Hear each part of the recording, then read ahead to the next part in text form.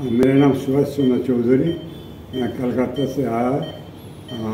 Suddenly मेरा data इधर रहता है। सडनली मेरा प्रेशर ज़्यादा हो गया था। तो पहले तो प्रेशर था, डॉक्टर का मेडिसिन खाता, लेकिन एक्सीडेंटली अनफॉर्चुनेटली ज़्यादा हो गया प्रेशर। तो क्या हमारा सामने एक कोलंबिया हॉस्पिटल, हम सोचा इधर ही आ जाएगा। तो पहले जब आया तो डॉक्टर को बोला मेरा ये प्रॉब्लम है।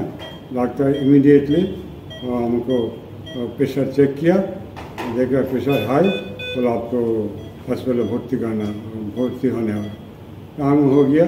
तो इधर service all are very good, including nurse, doctor positive.